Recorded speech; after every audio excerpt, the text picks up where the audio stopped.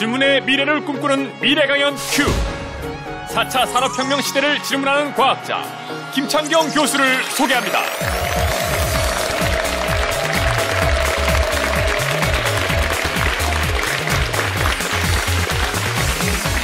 안녕하십니까. 한양대학교 김창경입니다.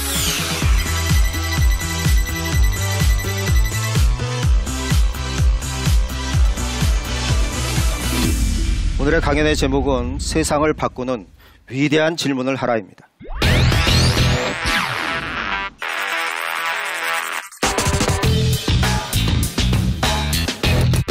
여기 대학생들이 많이 계신 것 같은데 여러분들 벌써 1년 후배는 우리와는 굉장히 다른 신인류입니다. 도대체 이러한 일이 왜 일어났을까요? 이러한 일이 일어난 이유는 바로 기하급수적인 기술이 발전을 하면서 우리의 세상이 사실은 라이프 자체가 우리의 모든 삶이 기하급수적으로 바뀌고 있기 때문에 이러한 일이 일어났습니다. 이러한 시대에 살아남으시려면 과연 우리는 어떻게 해야 될까요?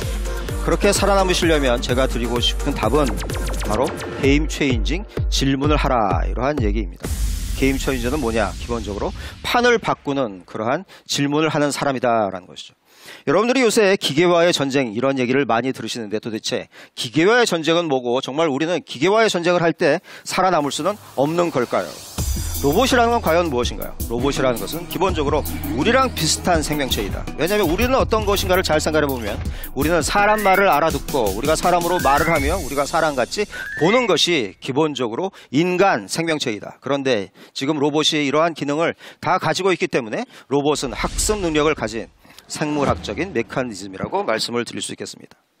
자, 기계와 전쟁에서 가장 문제가 되는 것은 뭐냐 하면 우리의 똑똑해지는 속도는 굉장히 천천히 똑똑해지는데 기계는 알고리즘은 날이 다르게 하루가 빠르게 똑똑해지고 있다. 여러분들 요새 뭐가 잘 질문이 있으시면 저도 마찬가지지만 질문 있을 때 어디에 물어보십니까? 그죠? 자, 포털 사이트에 지식인에 물어보시죠. 그죠? 지식인에 물어본다. 그럼 로봇들은 과연 어떻게 할까요? 로봇들도 자기가 매일 쌓아놓은 그러한 지식을 매일 배우는 인간들에 의해서 주입된 그러한 지식을 자기 혼자만 아는 것이 아니라 자기가 있는 로봇들이 공유하는 그러한 클라우드에 올린다는 것입니다. 그래서 이런 것을 클라우드 로보틱스라고 하고요. 자, 요새 로봇은 그죠? 사람들이 요리를 어떻게 하는가를 가르쳐주는 것이 아니라 유튜브를 보면서 실제로 직접 요리를 배우고 있다. 그것이 정말 얼마나 정말 놀라운 일입니다.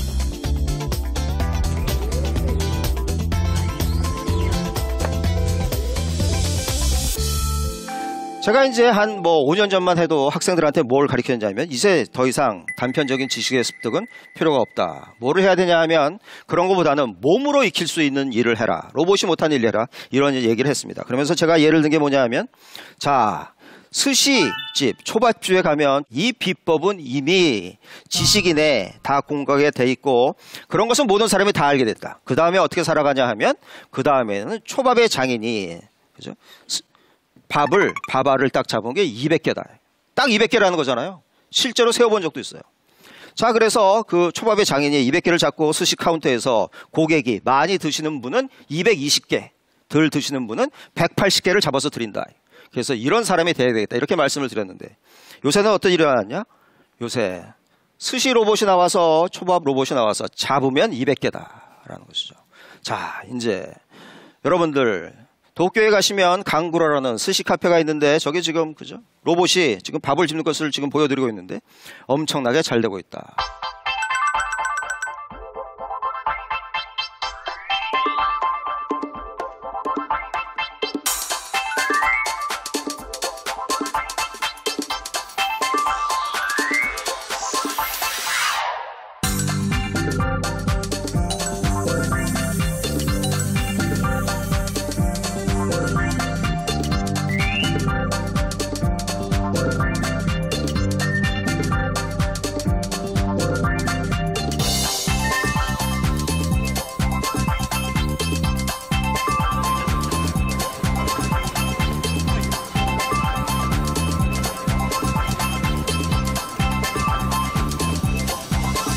과연 우리의 이러한 잡까지 침해하고 있는 로봇 때문에 과연 우리는 퇴출되는 걸까요?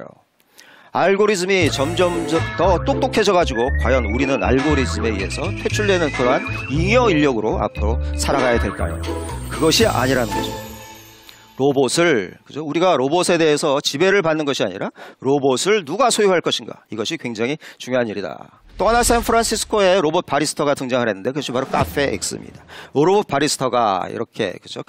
커피를 타주는데 전문가들한테 분석을 시켰더니 이것이 로봇이 타주는지, 네, 정말 바리스타가, 전문 바리스타가 타주는지 아무도 몰랐다라는 것이죠.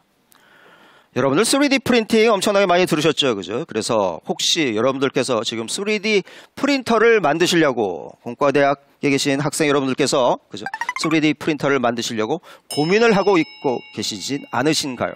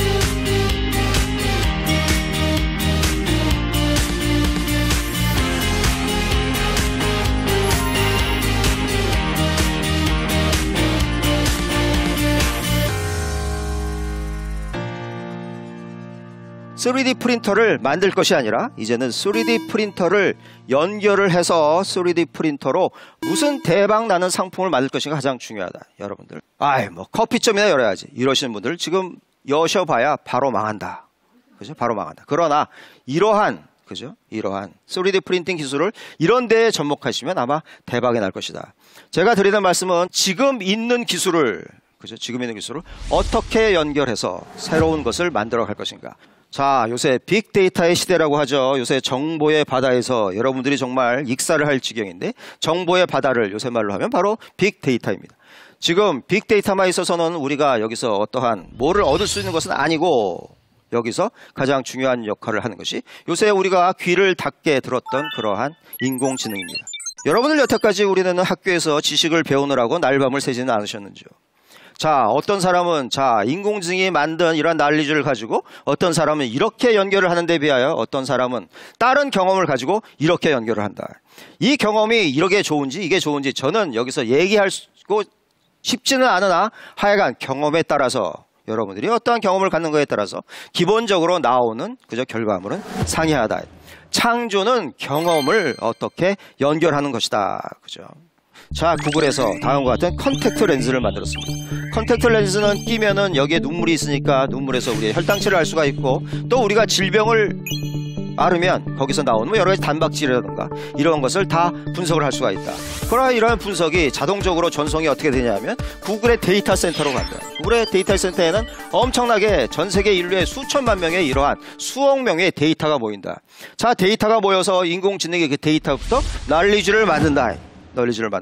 난리주를 만드는데 지식을 만든다. 그 다음에 경험을 가진 사람이 연결을 해야 되는데, 바로 그 경험을 가진 사람이 하버드 대학의 심장내과 의사인 제시카 메가라는 사람이, 이 양반이 지금 구글로 옮겼다라는 것이죠. 구글이 최근에 베릴리라는 그러한 스타트업을 만들었는데, 이것은 우리의 질병 질환, 우리의 삶의 질을 높이는 그러한 창업을 한 구글의 자회사다. 자, 여러분들 이러한 경험을 가지고 계십니다. 이러한 경험을 가장 잘 연결해서 창조적인 것을 만든 사람을 한 명만 얘기하라면 그것이 바로 알파고의 아버지 하사비스입니다. 하사비스는 1976년에 태어났는데, 영국의 런던에서 태어났는데, 아버지는 그리스 사람, 어머니는 화교였다. 라는 것이죠. 그죠? 그러니까 유럽 사람이 아니었던 거예요. 그죠? 그리고 지금 하사비스가 하는 얘기를 들으면 자기 어머니의 아버지들은 완전히 테크노포비아에 있다. 그죠? 기술을 너무나 무서워하는 사람. 그러나 어머니 아버지는 기본적으로 교사였다. 이런 것이죠. 자, 하사비스는 어렸을 때부터 그래서 보드게임의 신동 천재로 소문이 났는데, 바로 여기 있는 사람이 바로 요 사람이 바로 하사비스예요. 이 하사비스가 체스에 빠지게 된 이유는 기본적으로 자기 삼촌하고 아버지가 4살 때 체스를 두고 있었는데, 이게 너무 신기하다. 그래서 체스하는 것을 옆에서 보고 그죠? 바로 며칠 사이에 2주 사이에 아버지 삼촌을 이기게 됐다라는 것이죠. 자, 그래서 이 친구가 그러면 이제 아버지가 예를 들면 저 같았으면 야, 이놈이 천재하냐? 그러면 수학 공부를 시켜야지. 딱 이렇게 해서 그게 아니었다. 자, 그래서 이 친구는 6살, 9살 때 이미 유년부에서 그죠? 가장 체스를 잘 두는 전 세계적으로 그러한 사람이었다.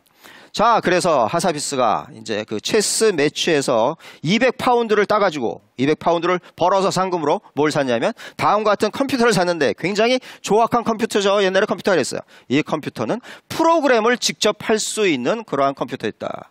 그래서 이 친구가 이걸 가지고 그저 기계를 프로그램 하니까 이상하게 자기가 구현하려고 하는 것을 기계가 하는 거를 보고 그죠? 대개의 이런 사람들은 어디에 빠지게 되냐 하면 대개 게임에 빠집니다. 자, 그래서 이 친구가 게임을 하면서 게임을 잘하는 친구들은 정말 이 게임을 좀 더 개선을 하기 위해서 실제로 프로그램을 배우는 친구들이 굉장히 많은데 이 친구도 점점 프로그램 실력이 높아져 가지고 게임에 점점 몰입을 하고 이것이 그죠? 게임의 페인이 아니라 게임에 몰입을 하면서 게임을 점점 더 개선을 하면서 이 친구가 16살에 케임브리지 대학에 지원을 했는데 너무 나이가 어리다고 거기서 그죠? 거절을 당해서 1년 사이에 뭘 만들었냐? 다음과 같은 팀파크라는 그죠? 게임을 만들었다라는 것입니다. 이 팀파크가 17살에 만든 이 게임이 완전히 대박을 쳐가지고 초대형 밀리언셀러가 돼서 쉽게 말씀드리면 뭐 이게 또 별거 아니네. 그래서 드디어는 자, 게임을 하고 이렇게 프로그램 하는 와중에 도대체 나는 어디까지 기계를 내가 그저 프로그램을 해서 기계를 내가 말한 대로 시킬 수가 있을까? 결국은 인공지능, 컴퓨터 사이언스에 관심이 많게 돼서 드디어 케임브리지 대학으로 이동하게 됐다. 학부로 들어갔다. 이런 얘기죠. 자, 물론 하사비스의 얘기도 굉장히 재밌는 얘기지만 만약에 하사비스가 우리나라에서 태어났으면 과연 어떻게 되었을까요? 그죠? 이 친구가 그러한 그죠? 옆에 있는 그죠? 학생들과의 다른 피부 빛깔로 혹시 왕따가 되지는 않았을까요? 그죠? 게임 중독자로 찍혀가지고 문제아로 계속 그죠? 학교에서 그죠? 혼이 나면서 사라지진 않았을까요? 과연 여러분들은 어떻게 생각하십니까? 자, 여러분들 요새 수포자, 여러분들도 수학을 흥미가 없어서 굉장히 이걸 도대체 공부를 해야 마라 이런 생각을 굉장히 많이 하셨을 텐데요. 수학 포기자들한테 수학을 강요한다? 제 생각에는 결론부터 말씀드리면 이런 거는 아예 생각하지도 말아요. 수포자들이 수학할 시간에 제대로 노는 것이 굉장히 중요하다. 자, 예를 들면, 그죠? 동키콩, 이런 것을 한 닌텐도, 그죠? 자, 마야모토 시게루가 이것을 만든 사람인데 이 사람은 여태까지 그죠? 맨날 어릴 때 동네를 돌아가면서 노는 거예요. 산을 돌아가면서 놀고 동굴 들어가서 탐험하면서 그때 그죠? 이상한 동물 때려잡은 게 동키콩. 자, 여러분들 이러한 경험을 가지고 계십니까? 창조는 경험을 연결하는 것이다. 그죠? 자, 그러면 이제 우리 어떻게 될 거죠? 4차 산업혁명을 한마디로 말씀드리자면 이것은 디지털 트랜스포메이션입니다. 모든 것이 다 디지털화 된다라는 얘기죠. 그래서 여태까지 우리가 잘하고 있는 창의성이라던가 남들과 소통할 수 있는 능력, 이러한 것, 남들과 협력할 수 있는 능력, 이런 것뿐만 아니라 디지털 기기를 배우고 그것을 잘 다루고 심지어는 그것을 프로그래밍 할 수 있고 아니면 적어도 그러한 명령 체계를 알아서 그러한 것을 말로써 얘기할 수 있는 그러한 디지털 리터러시, 그죠? 디지털로 어떻게 우리한 것을 다 문명이 아니냐, 문명적으로 디지털로 문명적으로 갈 수 있는 이런 능력을 확보하는 것이 필수라고 합니다.